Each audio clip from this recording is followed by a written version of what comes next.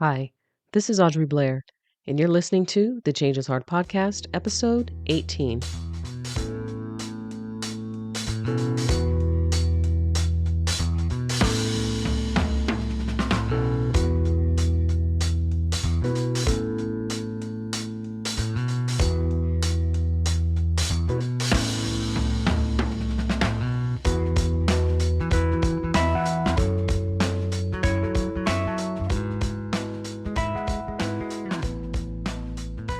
Hello and welcome. Thank you so much for being here. Please excuse my congestion. I have been under the weather now for, over a week. Thank you to my dear husband for bringing it back to me from a work trip. I actually thought I was in the clear. He came back not feeling great, and I was good for the first 2 days. And then day 3, I was down for the count. And that was just a little over a week ago. So finally recovering, finally needing to get back to things. And today we're going to jump right in because I spent some time with Kristen B. Hubler, the author of The Impossible Box, How to Get Your Dreams Out of Storage. And we spent some time talking about tackling some of the challenges we have when we have these dreams or goals that we might think are impossible, that we might think are too far out of reach, or the ones that we are going to wait to do one day. One day I'll get to it. And she shares a very vulnerable story about loss and how that loss became one of the main catalysts for her being able to jump right into accomplishing one of her goals. And I just appreciated the story and the methodology that she lays out in the book. And she talks about setting up a mission, having a map, and your motivation for getting things accomplished. So we talk about just planning for failure and identifying just some of the powerful things we can do to move some things forward. So have a listen. And if you are actually ready to stop waiting for one day and start creating some momentum for just whatever that next phase of life for you, it's time to start pivoting now. So schedule some time with me if you're ready to unpack some of these things. And we can talk about how my one-on-one coaching can help you achieve that without wasting a bunch of time, even years, in uncertainty about when to get started. In the meantime, enjoy this talk with Kristen. Hi, Kristen. How are you? I'm good. How are you, Audrey? I'm good. Good to see you. Happy New Year. Same to you. Can you believe it's 2025? Oh my gosh. I know it's such like a common thing joke, but it still feels like 2020. It really does. Oh, wow. I can't believe it's been 5 years. I can't believe, time goes by very quickly.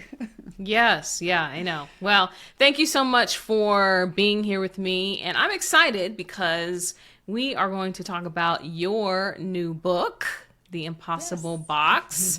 And the last time we had a full conversation about this kind of stuff, you were actually in the process of writing the book. So now it's done, it's published. So congratulations on that.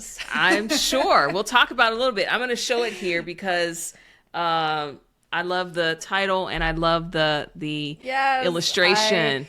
I'm so proud of that cover art, and that image took many backs and forths with the designers to get that. It was actually my sister-in-law that came up with the tagline of the book, How to Get Your Dreams Out of Storage. And which I love that, because a lot of the times when you see people go after big goals, it's very easy to think like, oh, they're doing it in this like silo, it's just them, right? But the people we surround ourselves with, the people we invite into our process matters and has a huge impact.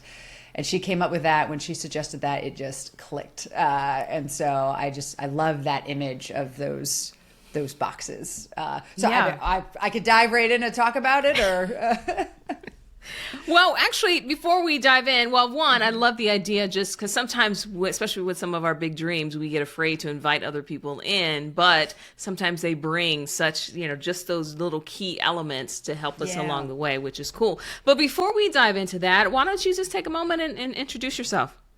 Yeah, so I'm Kristen B. Hubler. I wrote The Impossible Box. And let's see, so I have had an interesting career journey, a lot of changes. I started actually as a middle school science teacher. So I taught eighth grade science for a couple years in South America.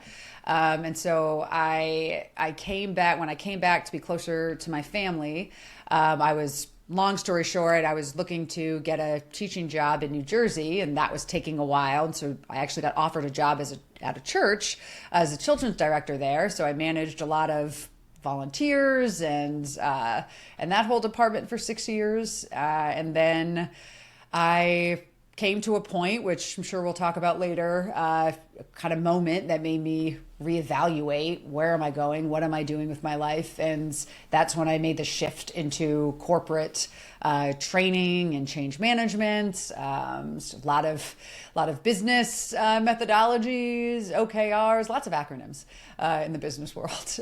So I was doing that. And then in the process of kind of that change, I started working on lifelong dream of writing and publishing a book, and here I am. Yeah. You just reminded me, because it's our paths crossed, and during that corporate aspect of it, we worked for the same company at one time, and I was just remembering that we actually did a couple webinars together Yes. for that company. I don't remember exactly what the topics were, or something around change management, or I don't remember exactly, but yeah, this is bringing me back to that we did. It's right. I don't remember the topics, but I remember that we were the first two women to do a webinar at this company. That had been all men before us, and I think you and I were the first ones to get invited in, and then we did the very first one where it was just two women. So I will forever be proud of that you were in the seat next to me for that one. That is hilarious. And we're not talking about 20 years ago. This was just, what, 5 or 6 or 7 years ago? That's pretty amazing. I know. It's funny. I was going to say 3, 4, 5, and then you're like, you went 5, 6, 7. So I don't know, somewhere in there. I know it wasn't 3, 4, 5, maybe 5 at the earliest, but I was already on my way out by then. So it was so yeah. But back to how quickly time goes, and probably, and I don't know if you're experiencing this, but I'm certainly experiencing this. The older that I get, the quicker things go as well. So it's just that perspective thing is wild. It's crazy. Yeah. So well, that's I love the new year. I love resolutions. I have a love-hate relationship with them, to be honest. But I love any moment where we can stop and reflect on, hey, what have I done before, and what am I going to do going forward? So it's just it's a fun year to remember, to look at and see where we want to go in life. I know. I also have, I don't know, I kind of swore off resolutions for a while just because of I don't know. But no, I'm with you. It's a little bit of a love-hate, and certainly going back. And now that having a business, it's necessary to reflect and evaluate and go, what did I learn from last year, and what am I going to implement this year? And some of these things we're going to talk about. But I think that, as we start, and a lot of people are on their path now thinking about what is this year going to be? And there's a lot of disruption in the market right now, and just things going on where I think it's also forcing people to think about what is it that I really, really want to do, and where do I want to be, which I think that's fantastic. It's a scary place. I think both you and I have been there, but sometimes it's a necessary place to be in. So we'll see. We'll see how that goes. But let's talk a little bit about your book, and I would love it if you could share. I know you do talk a little bit about it in your book, and in fact your dedication is to your brother, but there is something in the relationship with your brother that was a bit of a catalyst to kind of get you back on the way to actually finish writing and finishing writing this book. Can you share a little bit about that story? Yeah, well, it has been my dream to write a book, for many years. And I ended up writing about accomplishing your long forgotten dreams, but I didn't know that at the beginning. Like it took me a while to get there. And I think it was the reason I ended up choosing to write about it is because it did match with my expertise in change management for what I do, what my day job is. But then it was my own story, my struggle to write this book, and figuring out how to do it along the way. Because I must have been 22 when I was in a coffee shop in Boston. It's with a friend of mine, and she's a wonderful person, created a very safe space for me to share something that I never shared with anyone before, which was that one day I wanted to write a book. And I don't know if you're like this, Audrey, but as the second the words came out of my mouth, I, of course, immediately go to pull them back. Like, oh, well, everyone wants to write a book. No one, because that's what we do. We dismiss ourselves. We think, oh, maybe I could do it. But then we start to pull back. And so I did that. And my friend stopped me. And I remember, I will never forget this. She looked at me. She said, Kristen, I don't want to write a book. Not everyone wants to write a book. So if you want to write a book, you should do it. And it was such a pivotal moment for me, because it was from that moment on, I started to say it out loud. I started to tell people when they asked me, what do you want to do? I was able to say, I want to write a book. But there's a very big difference between wanting to write a book and actually writing a book. And so it wasn't, that was when I was 22. So I think it was 10 years later. I was sitting in a funeral for my brother who had just died suddenly. So I need to give you a little context, because I feel like it was a complicated death in that he overdosed from drugs, and he was an addict for about 15 years. And so this is something that he struggled with for a very long time. It's very hard on our family, our relationship. And when I got that call, it's this weird thing where I always expected it. Like, I almost expected it to happen. But then I also, when the day I finally got it, I realized that there was a small part of me that 100% believed that he would change one day, that one day I would get my brother back. Because my brother was awesome. Like, he was the person I wanted to be. I did not get hand-me-downs from my older sister. I got hand-me-downs from my older brother.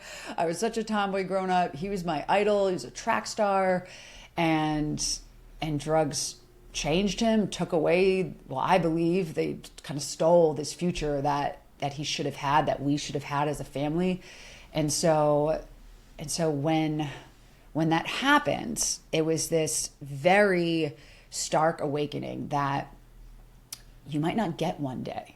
You can say that all you want. One day this will change. One day this will happen. But unless you're actively taking steps to changing something, like, it's never going to happen if you're not actively trying. And not to say that he wasn't trying to change, but it was when I was... it was actually the day before the funeral that my brother, my other brother, gave the eulogy. And it was just him and I. We were in the church, and there's a director there, or someone testing out the mic and the sound. So he wanted to run through the eulogy with me. So it was just him and I.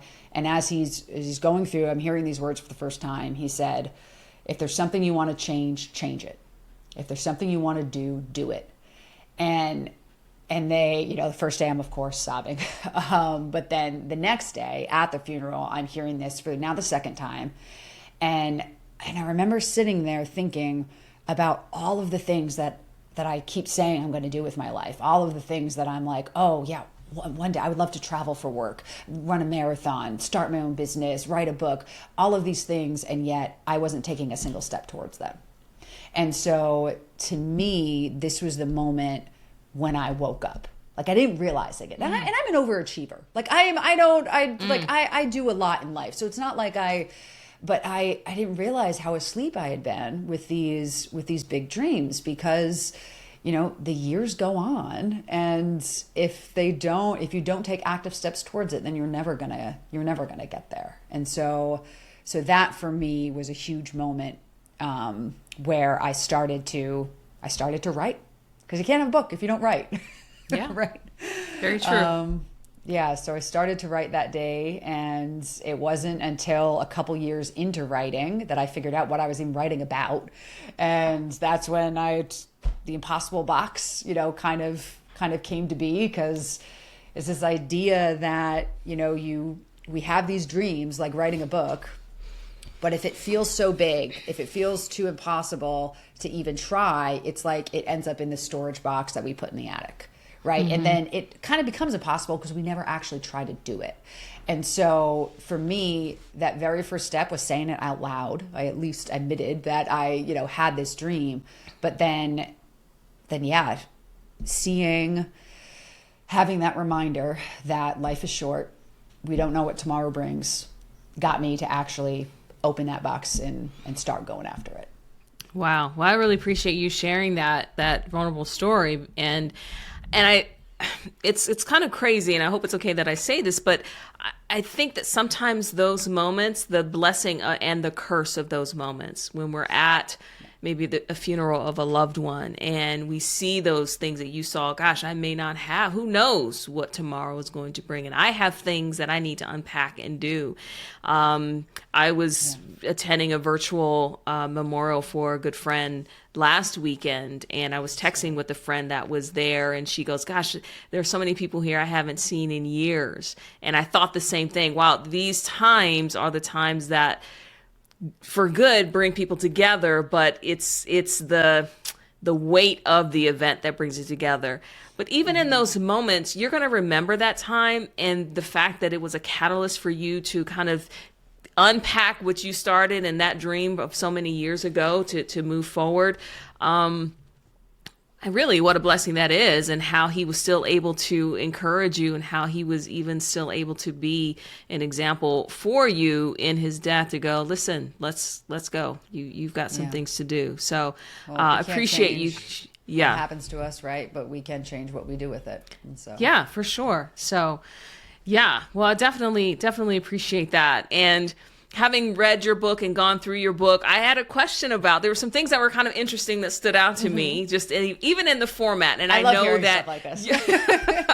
because I'm going to geek out a little bit. Oh, the other thing I wanted to say, I love that you started writing before you even totally knew what it is, what was going to end up in the book. And I know we'll probably get to this in a little bit, but the idea of just get started and then it will come. I think sometimes we wait for it to come before we get started, and a lot of times we don't know until we actually get on the road and start going somewhere. So I also love that this isn't necessarily the book that you had envisioned, just the idea that I'm going to write a book, I'm going to try a couple of different things, and this is what became it. And so that, I think that's also pretty fascinating, and I love that.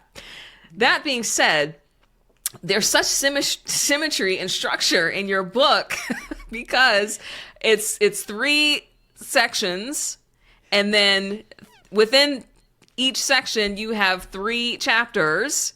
And then, of course, there's some subsections within that. But just this rule of 3, was that something specific that, as you were putting the book together, you thought about, or was this after the fact, or what? It's funny. I didn't. So I know rule of 3 is a thing, but I wasn't intentionally trying to do 3, but I was intentionally trying to make it easy to consume. So when we are going after goals, habits, changes, a lot of the times we forget to factor in milestones. Like we humans, we like to celebrate. We like to feel accomplished. And there's so much to setting smaller goals that we can say, oh yes, I did this.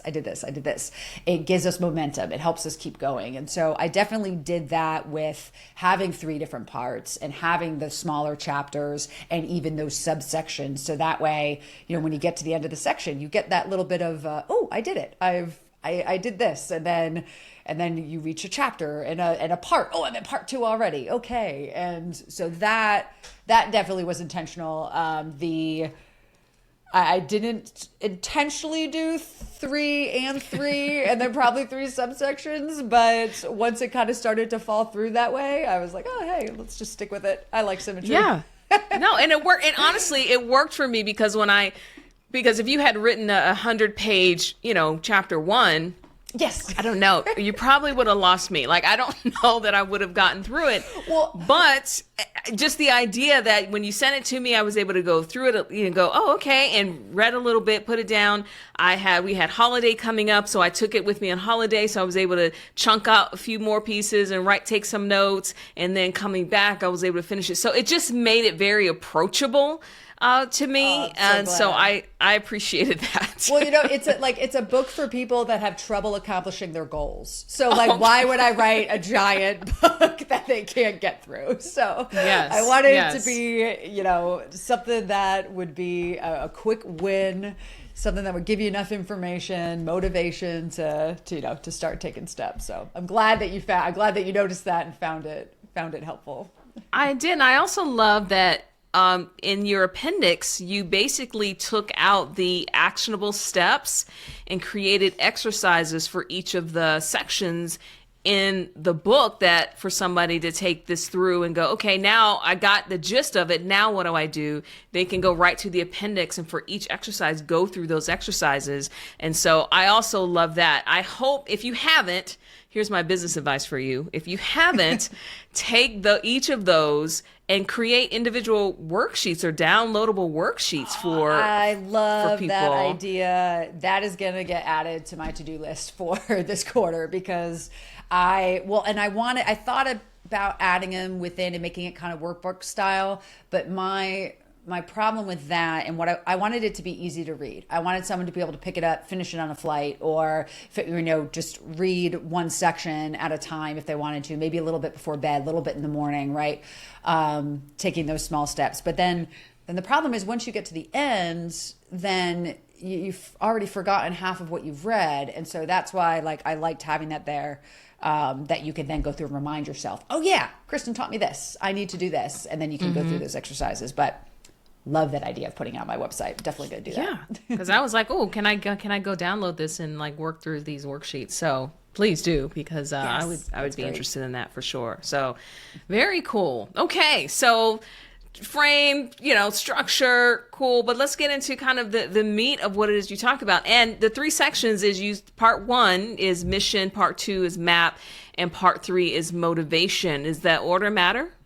Yes, it has to be in that order because I think, and this is why a lot of New Year's resolutions, I believe, tend to fail because we get this idea of what we want to do and then we jump straight to the map. We jump to how to do it and we say, okay, well, yeah, maybe you want to get healthier or whatever, and you say, I'm going to walk 5 days a week, or I'm going to run 5 days a week. Usually we make these decisions when we're very excited and imagining our future selves and completely forget about the people we actually are. And so we overestimate our capabilities. And we make these decisions and then we haven't quite yet figured out our reason for doing it. And so when you jump too fast into that map, into the how of what you're doing, if it doesn't work out quite right, then you're likely to drop it. And that's why most New Year's resolutions fail within the first couple weeks, months, because people make it, maybe on a whim, maybe not, but they don't put the thought into the why behind it, into that mission of, why does this matter to me? If it doesn't work out the way I thought, why does it matter so much for me to try again tomorrow? Yeah, because I think when you do have a goal, there's a reason why you haven't accomplished it is because there's something hard about it. Whether that's the perception of it being hard, whether it's hard because it's emotionally to get involved and maybe create some kind of vulnerability for you. But the idea that you haven't already done it, there's something blocking you. And so being able to come back to the why is this important for me? And I love also in this first part, you talk about prepare or plan to fail is what you say. Yes. Plan to fail. And we have such a itchy feeling and relationship around failure. And depending on who you talk to, about how you're supposed to perceive that, I think that's a very important aspect of any goal is understanding that failure will happen. Yes. And so if you know that in advance, it's not going to scare you off. It's just, this is a part of the journey that I'm on. And so thinking about that failing part is such a key. And something you say in the book that I wanted, if you could dive into this a little bit, you talk about pivot as you evolve. And then you say adjusting goals is not the same as not meeting them. Talk about that. Yep. So, often we set, so there's the mission and the goal, right? The mission is the why you're doing it. The goal is the thing you're trying to accomplish. And sometimes we set a goal that we think we want to accomplish, like maybe it's running a marathon, right? Because our mission is to be healthy. So our mission, we want to get healthier, so we think marathon is the ticket to do that. Well, then once you get into it, you're a couple weeks in, you realize, oh, I didn't realize I would have to train this much. I didn't realize it would take this many hours. I forgot that if I'm training for a marathon, that's less time with my kids, less time with something else that matters more to me. And so I think that's why it's important to understand what's your real mission, because you're going to have these big goals, you're going to have small goals, sub goals, all things that you're trying to achieve along the way. But you may get down that road and realize, I don't want to be on this anymore. And actually, I need to tweak this a little bit, because you know what? The marathon is not the important thing to me. The being healthy is important. So I'm not going to run a marathon. I'm going to run a half marathon. Still a big goal, lot less training, lot more doable in my time. And so some might look at that as failure. Say, oh, well, you failed. You didn't reach your marathon. Well, no, you just got a lot more information. And once you got down that process, you had more information to work with, and you realized that you needed to adjust that goal. So that's kind of what I mean by that. Yeah, and that also reminds me of, earlier you said the word capacity, and I think that's also important, is once you start something, you actually learn and understand what your current capacity is. Yes. And when we set a goal, if we're not already doing it, which means that we don't necessarily have the capacity at this moment. So even in that example, maybe it's a time constraint. Are you willing to make more time or not? So where do I need to adjust? But that capacity is very, very important. And there's so many ways that we can think about capacity. I think even the capacity, one of the big things is the capacity for discomfort. Because when you're starting something, it's not going to feel good or great at all. And so it's a thing that you kind of have to grapple with and work with and go, okay, well, here's my current limitation. Doesn't mean it's my only limitation. How do I then keep growing in this way? And so, and you don't know that until you do it, right? So you can say, like, I'm gonna run every day, and then you run on day one, and your body hurts. Like, say you don't have the capacity to do it more, and so on day two you realize, oh wait, actually I need to rest. So again, that's pivoting. That's where we need to say, okay, you know what? The original map I made wasn't quite right. I've learned a little more. Now, instead of doing 5 days a week, I'm going to do 3 days a week. I'm going to give myself a rest day in between, or maybe I'm not going to go as far. And so I think it's this balance between pushing ourselves, because change is not easy, right? Name this podcast, Change is Hard. So we don't just always want to like give in. It's going to be a struggle, but you have to remember what's the most important to you and keep that front and center. Because just pushing through isn't always the answer if it's going to violate some of your other values or things that you hold dear. Yeah, and I think when we are envisioning and goals or things that we want to do, we're not necessarily thinking about the bombs that are going to drop in that moment of, hey, here's something that I aspire to be or something that I aspire to do. So giving yourself space and time to think about that is very, very important. Well, and that's why the mission is so important. I mean, when I started seriously working on my book, so like I knew what it was, I had a plan. I had these like giant Post-it things that would hang on the wall behind me that had the different parts of the book and all like, you know, the subsections and chapters. I set specific goals for accomplishing, writing, you know, the different chapters. That was January of 2020. That was my New Year's resolution for 2020 was to, you know, finish the first draft of the book. And we all know what happened in March. So my beautiful plan for I'm going to write at this time and this day, and I'm going to meet these goals each week completely fell apart, like absolutely fell apart. But you know what? It should fall apart. Like, there was a worldwide pandemic, for crying out loud. Like, that is a moment when you should change your plan. Like, that's okay. And there might not be a pandemic happening all the time, but like, there will be something in your life that does happen, that does shift things that you weren't expecting. And in those moments, it's okay to change that plan. Just don't forget about your mission. So I have a book today because I had so clearly defined what I wanted to do. And while by the time I got to March, the how to do it completely changed, I still met my biggest goal by the end of the year of finishing that first draft. Okay. Oh, okay. So yeah, finishing that first draft by the end of the year, that's Fantastic. All right. So understanding your mission, and there's lots of that, and Simon Sinek talks about finding your why, and how that's so important, so key. And then the second part that you get into is the map, and you talk a little bit about defining your gaps and determining some of the details. And there's some interesting stories here. I want to talk a little bit about that cross country story to driving cross country just to go to In-N-Out Burger. But in any case, with just really understanding and defining some of those gaps, what's important there? Yeah, well, Audrey, you're a change management specialist, so like change management 101, anytime you're trying to do something, you have this like classic current state, future state that you kind of walk through with someone. And the idea is that we can't get somewhere if we don't know where we're going, right? So you have to clearly define, what does my future state look like? What does my current state look like? And then what is that gap? So I use the example of a cross-country road trip because it's, very stark, opposite ends of the United States. I want to get from Jersey to LA. Okay, I've got a lot of ground to cover, right? Where am I now? Well, not in LA. But there's other things that you have to think about, right? Well, okay, like, do I have enough money for gas? Do I have enough time to get there? How many stops am I going to take? And you need to start, building out these milestones. And so what building your map does, it helps you figure out enough of what that gap looks like so you can accurately set those steps and then focus on that first milestone.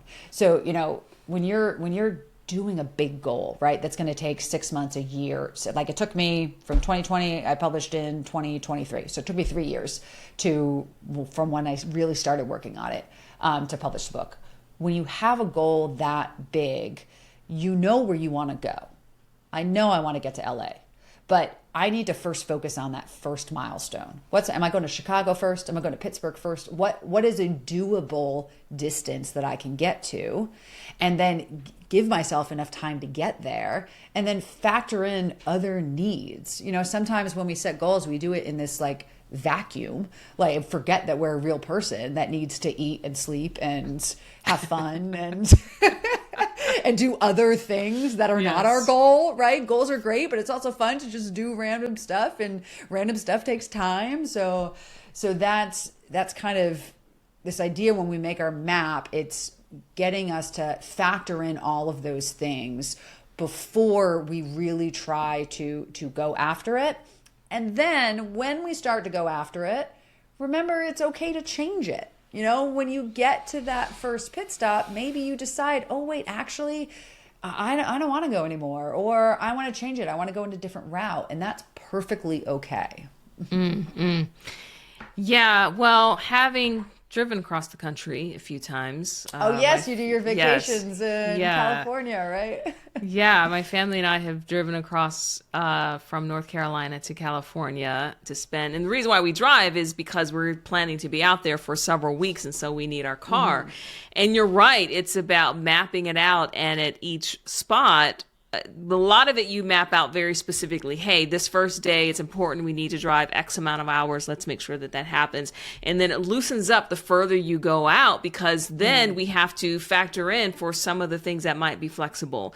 We have this path that we're going to take, but are we at this point, can we or should we pivot to take another direction?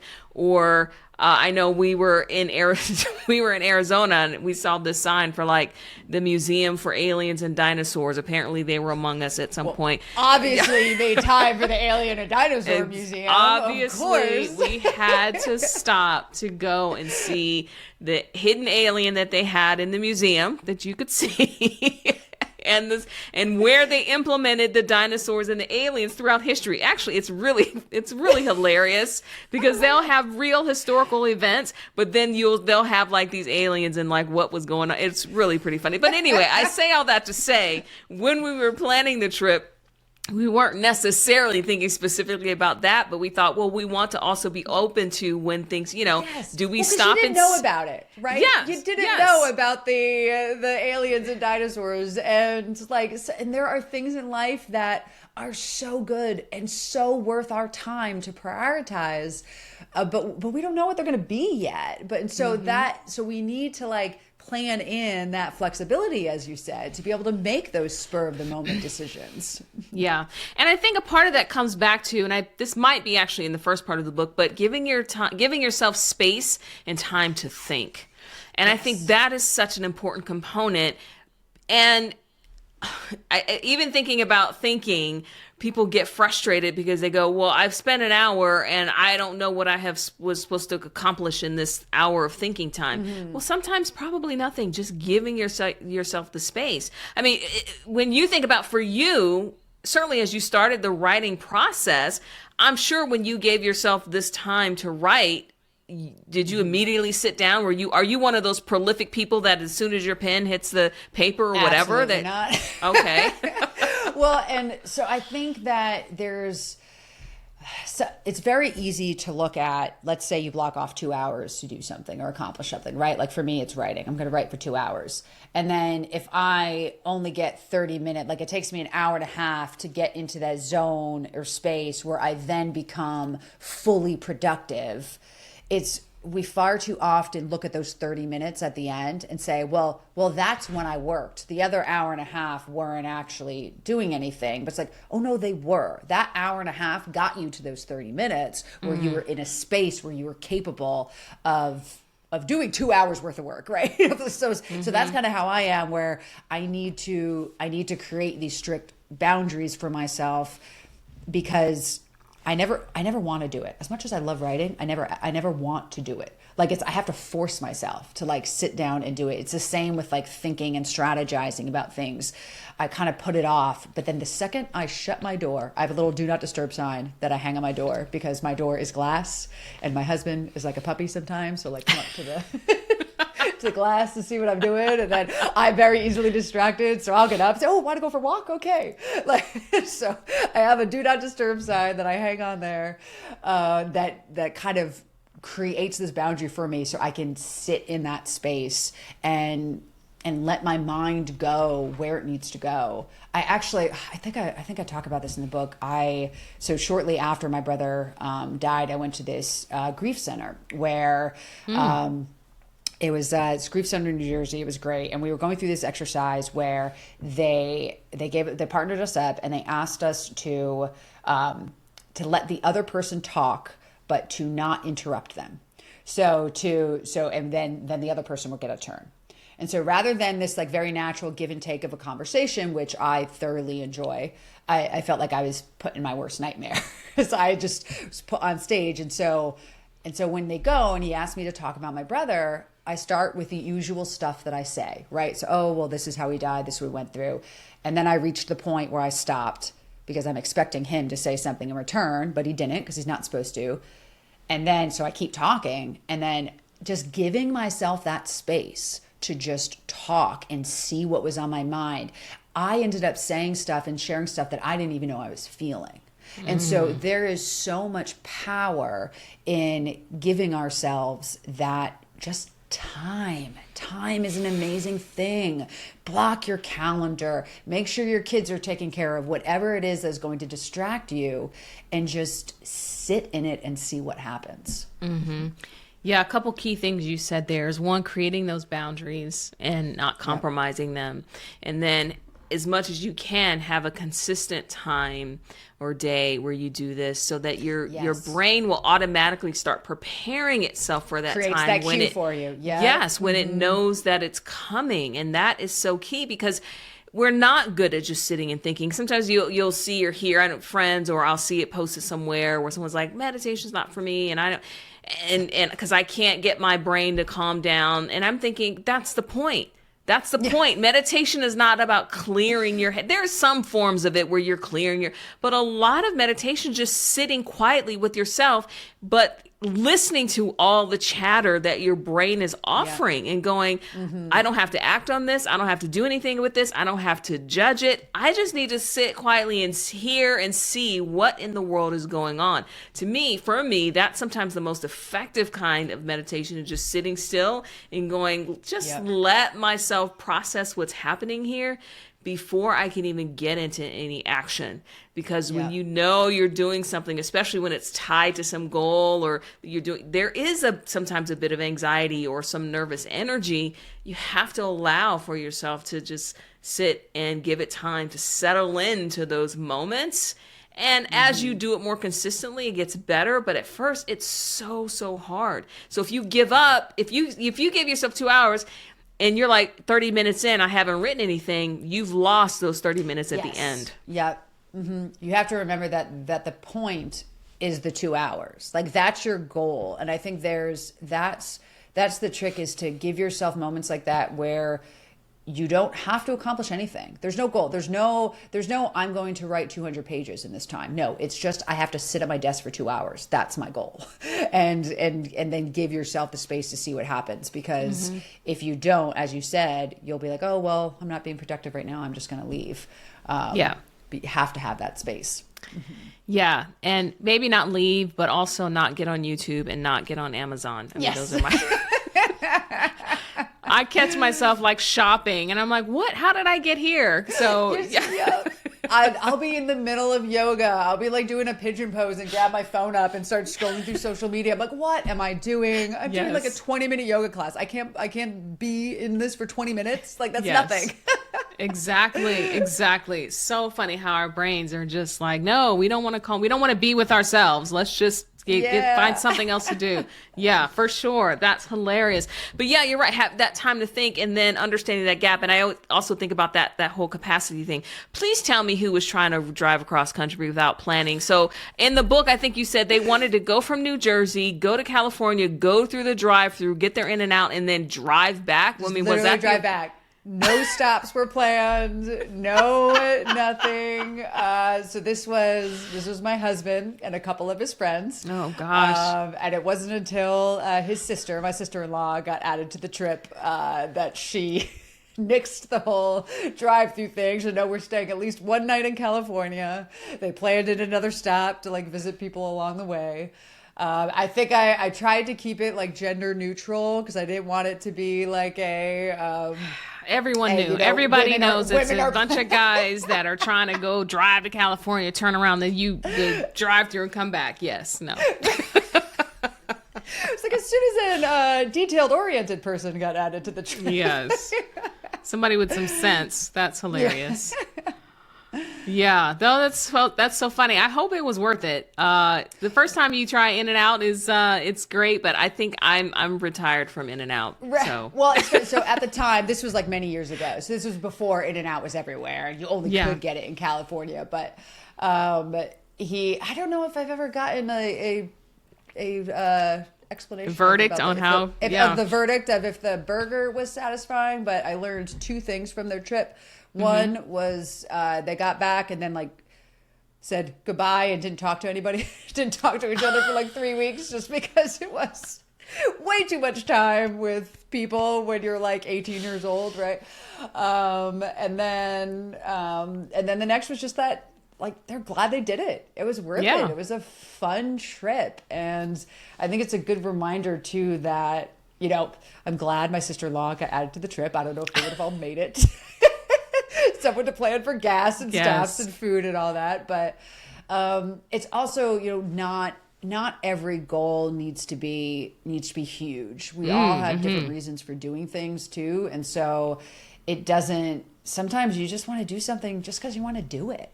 Like, and maybe that's more of a bigger mission of who you are as a person, as opposed to like a specific thing you're trying to accomplish. Like I had to go into In-N-Out Burger or accomplish anything. Like not really, but they have a great story. They had a great time. Like it definitely fits with who my husband wants to be in this world, which is he likes experiences. He likes doing things. So it's important to consider all those things when you're, you know, making your map and figuring out what you want to do. Mm-hmm. Yeah, because not everything has to be for someone else or for the world to, you know, accomplish some big thing. Go big or go home isn't necessarily always the end all be all when it comes to something that Yes. you want to do or need to do. Yeah, that's fantastic. I think it actually we'll talk about it in the next session. I think that's in the kind of the part 3 of just some of the traps of thinking that, oh, if it's not big enough, it's not worth me doing. But if it's Yes, something that yep. fulfills you or gives you even a little bit of some of the most interesting people have done some of the wackiest things, and you go, how fun is that? But you yourself maybe wouldn't have given yourself the time or the credence to go do this wacky thing. And so, yeah, I don't know, add a little interest. Yeah, well, I think sometimes and this is why I like the road trip analogy, because any road trip is not good without snacks, right? Like, you need snacks, Yes. you need music, you need to stop and see the Dinosaurs and Aliens Museum, and you need to have things to celebrate along the way. And we can get, especially if your goal is tied to something that's really important to you and really meaningful. Like, if it has a really deep mission, then it's very easy to think that that you have to always be doing it, or you have to always prioritize it. But it's a part. You also have other things in your life that are important, and other values maybe, and you need to make sure that you're factoring all that in, because nobody is ever going to be driving 24/7 to get to LA, right? Like, you Let's need to hope take not. stops. You need to take breaks. Yeah, and account for, I'm telling you, driving across middle America, boy, when you don't see people or desert, I mean, it's some of these spaces, it's pretty wild. Those snacks come in handy and are very important. And when you Yes. lose all the Wi-Fi and your family is forced to talk to each other, or like, whoever's in you mean charge like we of did in road trips in the 90s when there were no iPads. Right? Right? Oh my goodness. So imagine that, interacting, not on a device. There were times when I would have to, occasionally throughout the trip, I would go, okay, put your devices away. Anytime we would cross a state line, I would go, okay, we've just crossed into X state. And then I would kind of read 5 or 6 facts about that particular state, love that. or That's ask the kids about fun. what they know about this state and things like that. So so sometimes the silence is good, sometimes it's not so good. So yeah, balancing all of those things in, and being ready for that. It's And funny though. So no, go ahead. No, as I say, it's funny though. You'll hear a lot of people be like, "Oh, kids these days, they're always on their screens," or "We didn't have that when we were growing up." I'm like, you're not telling me that my parents, who had to put up with me and my siblings screaming at each other for an 8-hour drive to New Hampshire in the snow, would not have taken an iPad in an instant and given it to us. Yes. They would have Yes. died for a little bit of distraction. Just a little It's bit good, of quiet good to have time. a balance. Yeah. Definitely needs to have a balance. Yeah, and then occasionally, like I said, draw them out of that for sure. And I think the first time we did it, we were like, oh, let's take our time. And I think we took 6 days across the country. The next time, that's because that 6th day was so hard. We were all like, we're done. Like, I'm so sick of the car. So also going through things and learning through the experience, we were like, no, we're doing this 5 days max. Let's make sure that we get things going. So yeah, it's interesting to as you do plan and learn and build your capacity for what you're able to do, and implementing those things along the way is absolutely so key. And so Well, so the more important. you do it, the more you learn about yourself. The more you learn about, as you said, your capacity, what you're capable of, and what you enjoy, and how you want to live your life. So you got to give yourself that space to quote unquote fail. It's not failure, you're just adjusting, you're pivoting, but give yourself that time to figure that out, because it takes time. And then even when you've got it figured out, sometimes life changes. Yeah, and then for sure. what makes you happy changes. So it's an ever evolving map. It never finishes. It never finishes. Yeah, and I was thinking about, because I've recently was just evaluating my last year for business and all that, and I remember this time last year, I was thinking about what what it was going to be and what some of my goals are. And I created two kind of goals, if you will. And I hit one of them, but I had a secret goal in my mind that I was like, oh, this would be amazing. And I didn't hit that. And it's interesting. I could have looked at that as some kind of failure. And in some ways I go, okay, sure, I did fail to reach that goal. I am not a failure because it didn't happen. But it forced me to figure out, well, why not? What did I learn? And I realized I didn't do enough differently last year to reach that goal. I had to. Now I'm forced to go, okay, now you see what you need to tweak and pivot and change and do differently in order to reach what it is you're thinking about for this year. So those things also help as you are, working on some larger things, building in those stopping points to evaluate and figure out, am I still on the right path? Sometimes I call it, what's the buoy that you're putting out there? Because there's lots of ways to get there, but you still have that target in mind. I like that. And I like to think of it like a trajectory too, where it's like, generally where you want to go. But as you said, lots of different ways to get there. But sometimes you might be doing something where you realize it doesn't seem like it's that big of a deal, but it's actually taking you in by the time you get to the very end, you've actually landed in a completely different spot. And so being able to think about that. And sometimes small changes get big results. Sometimes it's not enough, and you'll never know until like you said, you start doing it. Yes. You start doing it, you start, then evaluating it and then learning from it and pivoting. And as you said, pivot along the way, make adjustments along the way. And then the last part of the book, you talk about motivation. And I love how you're talking about some of the secrets to motivation and some of these terms. But you talked about identity as a powerful motivating factor and how it affects your decision-making process. Talk a little bit about that. Yeah, so I love, a lot of people when they think about motivation, they think about, I'm going to give myself a prize if I go on my walk, then I get to watch TV later, or maybe a punishment. If I don't go on my walk, then I don't get to watch TV. Same thing, different ways of phrasing it, right? Right. That's when it comes to motivation. That's what a lot of people think about. But there's also. It was James March from Stanford had a theory called talks about the identity-based theory for motivation, which is understanding that we in the world do things because of the identity that we have. So how we refer to ourselves matters, because there's a part of us that when we wake up and get up in the morning, we do something because that's what the type of person would do. That's what I would do. I'm doing this because this is what Kristen would do, or I'm doing this because this is what mothers do, or this is what sisters do, or whatever it is that you identify with yourself. And so when we try to make really big changes, I never ran a day in my life and I want to be healthy. Sorry, I always choose the example of healthy. Let me pick a different one. It's an easy one to go to. That's why, let's say read. A lot of people like to read more in the new year, right? I'm going to read more books. Very common thing.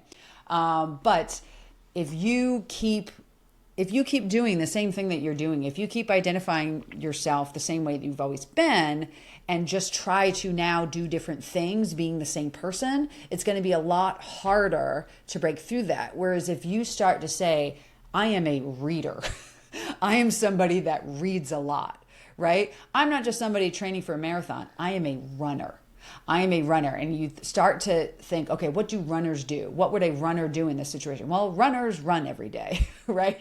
Runners move often. Runners stretch. Runners are thoughtful. Like whatever it is that you are trying to become, there's a lot of research out there that actually shows that if you start getting in that mindset first, before you've even become it motivates you and makes it a lot easier to get there. I could go on and on about the research because I think it's fascinating. But so that's where I try to encourage people, whatever it is. And again, this is after you've thought thoroughly about your mission. And it kind of goes hand in hand with mission, but you've hammered that out. You've figured out who you want to be. You've got your map to where you want to go. Well, part of the motivation that will get you there is saying, okay, who am I? What am I going to be? Am I just writing a book, or am I a writer? Am I just doing X, or am I fill in the blank?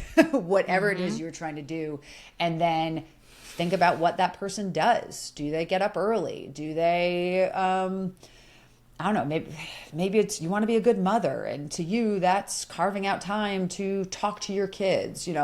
I want to be a good wife, and so I want to be able to be there when my husband wants to tell me about something that I don't understand, but it has a graph and he's really excited about it. So I'm going to prioritize that time, right? So that's kind of the identity-based model. It's not thinking about rewards, punishments, but who am I, and what does that person do? What decisions do they make? Yeah, and that's a big reframe for people, is seeing themselves in that way. And you hit it. The way that we talk to ourselves is so important, because they think they have to become it first before they can call themselves that. I have to run first before I consider myself a runner. No, you have to see yourself as a runner and then go, oh, well, I'm a runner. A runner runs. And so it's flipping it the other way around. And the other thing I think that helps to cut through is this sense of it. It has to feel right first before I start doing it. No, you start doing it and then it becomes who you are. And sometimes I like to think about it as, what does that future version of me need from me today in order to get there? Yes. Mm-hmm. So if I can't in the moment get to, well, envisioning myself in that way, sometimes I have to go, what does that version of me need for me today, so that I can get on that path to get there, because there's something that's blocking me from pulling it. But yes, that identity, this comes up a lot in leadership. I think a lot of times people feel like they have such a hard time considering or calling themselves a leader, and not realizing how much that gets in the way of developing as a leader. If you don't see yourself as a leader, it's hard to have leadership development and to develop others if that's not how you see yourself, or waiting for someone else to put that moniker on you. And it's totally the opposite. They only put that moniker on you when you're doing it, not the other way around. And so the more we can get into envisioning or seeing and creating that identity that we want, and then stepping into those shoes, is so important. I know, I'm not a fan of the fake it till you make it. I like the do it until you become it. That's what I love. Amy Cuddy, who did author of Presence, great book. She talks about the power poses, and this is actually where you do poses and trick your body into thinking that you've already achieved something, but it actually releases the chemicals of achievement, and you end up changing the hormones in your body so you feel better, which is just fascinating. Yeah. But she says that phrase, and I love that. Don't fake it till you make it. Fake it until you become it. Mm-hmm. Or would you say be it until you become it? Yeah, do it or be it until you become it. Yes. I love that. Yeah, I love that. And it's, because it's exactly that. A lot of times we get this imposter syndrome. We think, especially when we're younger, we think that, we need someone else to put that label on us. But no, we need to put it on ourselves and start making the decisions that person would make. Mm-hmm, mm-hmm. Yeah, so it's so key. And one of the other parts of motivation you talked about, you defined 3 terms, which I know we talked a little bit about, just that intrinsic value, just relying on the external motivation, the intrinsic, the internal motivation, the extrinsic value of relying on others. But the one that you define, and while I love this state, I hadn't before tied it directly to motivation, and that's flow. So talk a little bit about how you see flow and motivation going hand in hand. Yeah, I love flow. So if you've never heard this term before, flow is when you are doing something and you get lost in it, where you're so focused, that you kind of stop thinking about those, what's motivating you, what's not motivating you. You're just so in it. You're so happy to be where you are that you kind of forget that you're even there. And it's like that, or I was talking about those 2 hours to get to those 30 minutes, right? Well, sometimes it takes me a while to get in there, but when I get into flow with my writing, it's like nothing can stop me. I feel like I am doing exactly what I'm meant to be doing in this world, and it brings me such joy. And that the motivation that you get coming out of flow is so catalytic. Like you feel like, yes, like this is it. This is who I'm supposed to be. And so I think that mission is important. Understanding your why, always the first thing to do. But if you want to try to figure out if you're talking about motivation, the best thing that you can possibly do is to figure out what your flow is. Think about the last time that you felt like you were in it.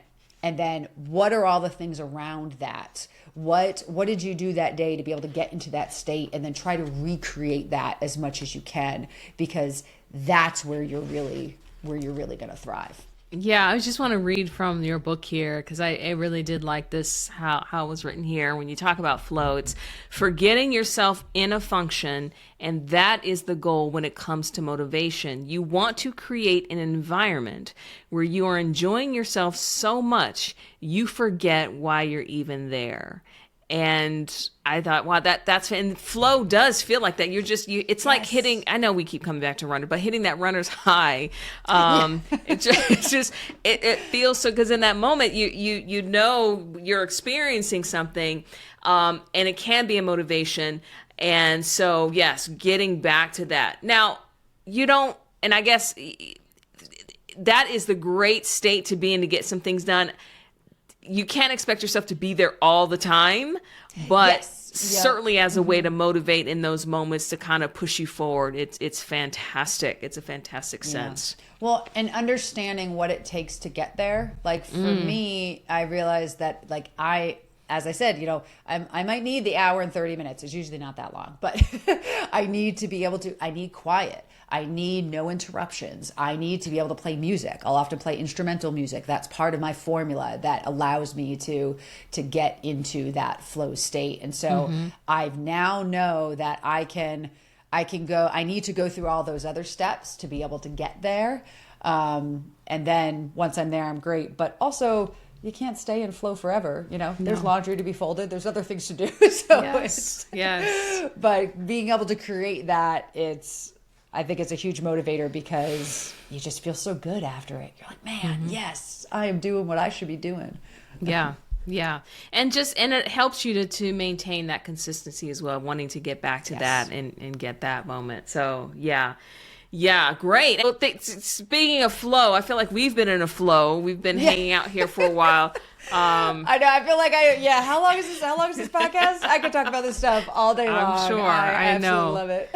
I know. We both can, right? Don't get out any of the change management, frameworks and diving deep into some of those things for sure. But Kristen, it has definitely been a pleasure. Thank you so much for hanging out with me, talking about your book. Guys, go get the book. I'll put a link into the the show notes. And then how else can people reach out to you? Where can you be found? So I have my website, KristenBHubler.com, has all of my writing. I have a weekly Sunday starter where a lot of what ended up in the book started as these weekly, I try to keep them short, so they're like easy to read, easy to digest, but just a little bit of encouragement each week. I actually started, it's funny, if you go to my website, you'll see the original description I wrote for my Sunday starter, which is that don't wait until the new year. Like that was my idea to come, like, don't wait until the new year to start a resolution, do it now, and kind of using Sunday as a day to give yourself that time to reflect. And a lot of my readers have told me that they have their routine, their habit now, where they get up on Sunday, they get their phone, get their coffee, sit in their chair, and they, read my starter and take a second to kind of think about, okay, what did I do last week? What do I want to do this week? So nice. So that can be found on my website, and links to all my social media. I've got my company, Workshops by Kristen, where I do consulting and speaking. And you can also follow that Instagram account, Workshops by Kristen, for a lot of daily just motivation, professional development, leadership type of stuff. Yeah, nice. Love it. And we'll have to come back together again, because I'd love to maybe talk about what we can do to collaborate and put something together that we can offer as well, do some kind of collaboration and things like that. So I would love that. Yeah. I love talking to people who get change. So I'm like, you get it.